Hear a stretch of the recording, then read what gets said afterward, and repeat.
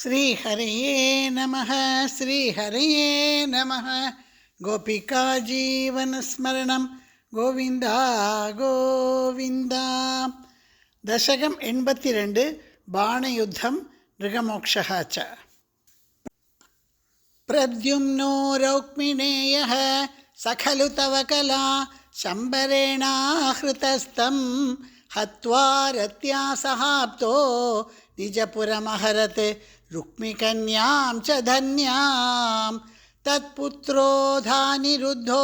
गुणनिधिरवहद् रोचनां रुक्मिपौत्रीं तत्रोद्वाहे गतस्त्वं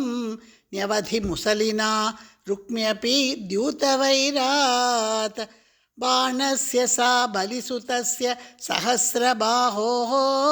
माहेश्वरस्य महिता दुहिता किलोषा त्वत्पौत्रमेनम् अनिरुद्धम् अदृष्टपूर्वं स्वप्नेऽनुभूय भगवन् विरहातुराभूत् योगिन्यतीव कुशला खलु चित्रलेखा तस्या सखी विलिखति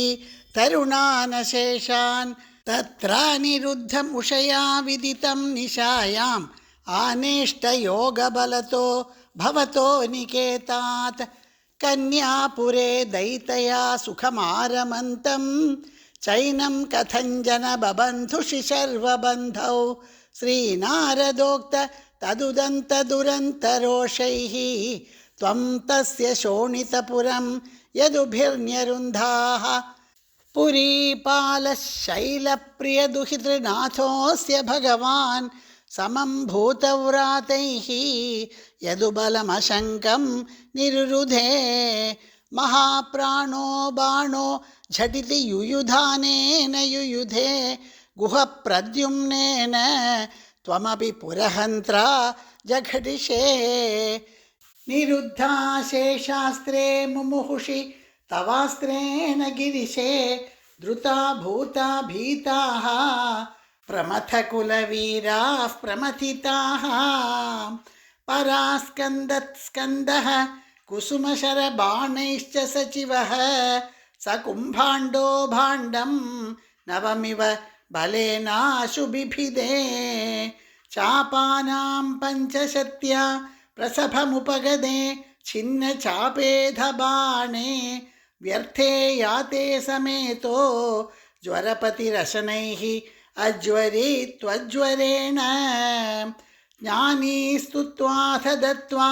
तव चरितजुषां विज्वरं सज्वरोगात् प्रायोऽन्तर्ज्ञानवन्तोऽपि च बहुतमसा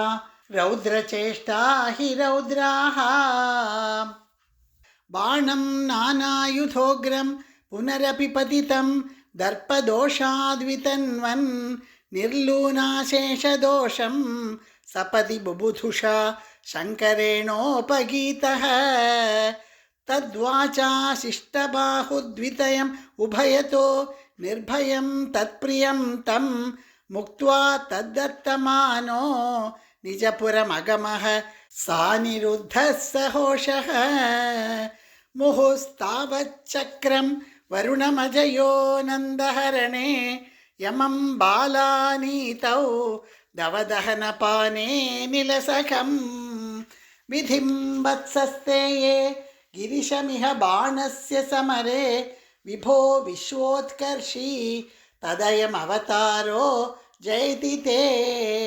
द्विजरुषा कृकलासवपुर्धरं नृकनृपं त्रिदिवालयम् आपयन् निजजने द्विजभक्तिम् अनुत्तमाम् उपदिशन् पवनेश्वर पाहि माम् सर्वत्र गोविन्दनाम संकीर्तनं गोविन्द गोविन्द श्रीहरये नमः श्रीहरये नमः श्रीहरये नमः।